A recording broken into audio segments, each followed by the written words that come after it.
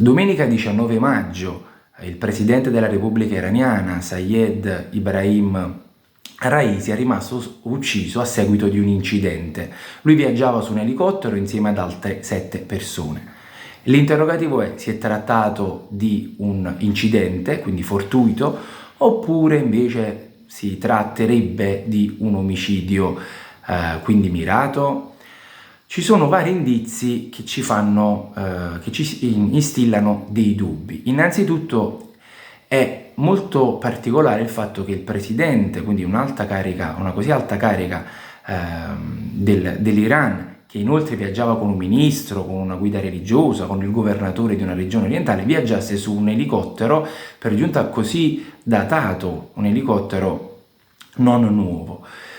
Poi ancora più strano il fatto che i 2 elicotteri che viaggiavano insieme a quello dove viaggiava il presidente, che poi si è schiantato, non abbiano dato immediatamente l'allarme, insomma, della scomparsa o della caduta del terzo elicottero.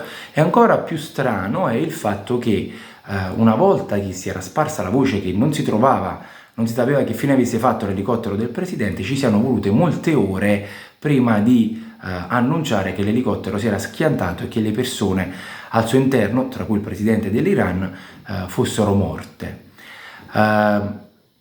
È molto interessante notare come tutti i giornali di tutto il mondo, telegiornali, ma anche di canali importanti come la BBC, la CNN, all'inizio non avessero dato la notizia che il presidente era morto, ma il canale 12 della televisione israeliana invece immediatamente ha detto che il presidente iraniano, insieme alle altre 7 persone che viaggiavano con lui, era morto. Come faceva la televisione israeliana a sapere questo? La morte del presidente, a cui è seguito un nugolo di condoglianze, e tutti i paesi del mondo, i leader di mezzo mondo hanno mostrato cordoglio per la morte del presidente, e questo ha creato polemiche perché la persona morta era conosciuta in Iran come il macellaio di Teheran. Presidente della Repubblica, l'ex presidente della Repubblica, aveva mandato al patibolo più di 5.000 persone in soli 2 mesi, praticamente senza processo. Quindi, al di là di questo, è molto importante soffermarci su un fatto: quale potrebbe essere il movente che ha portato all'uccisione di Raisi? Ovviamente non abbiamo prove e questa rimane solo una ipotesi, però illustriamola. Allora, in Iran il potere politico è così amministrato: c'è un presidente della Repubblica che però ha anche mansioni esecutive, perché in effetti, non esistendo un primo ministro, gerarchicamente al di sotto di questo presidente della Repubblica c'è una serie di ministri. Quindi il presidente della Repubblica viene eletto ogni 4 anni dal popolo. Sembrerebbe avere grandissimi e limitati poteri. Non è così, perché al di sopra del presidente della Repubblica c'è una guida suprema. Diciamo, il titolo iraniano è Velayat Mutlika Fadih.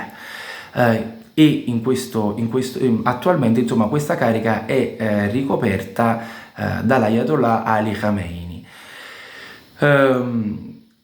Diciamo, questo leader supremo, che è una carica religiosa e vale per tutta la vita, cioè il prossimo Velayat, il Velayat successivo viene nominato solo quando il suo predecessore muore. Questa carica è potentissima, ha quasi poteri illimitati, perché non solo è garante, diciamo, sulla Costituzione, sulla Sharia in Iran. Cosa vuol dire? Che ogni legge che deve essere promulgata in Iran deve sempre passare al vaglio di questo leader supremo, di questo Ayatollah.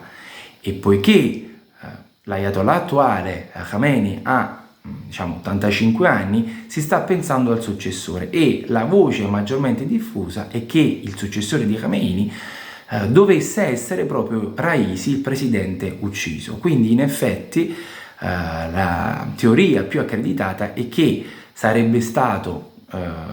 sarebbe trattato di un omicidio, quindi non di un incidente con l'elicottero, e ad uccidere il presidente della Repubblica Iraniana sarebbe stato un esponente di questa corrente di una corrente interna all'Iran, quindi, che osteggiava fortemente la nomina di Raisi a guida suprema, quindi a Velayat dell'Iran.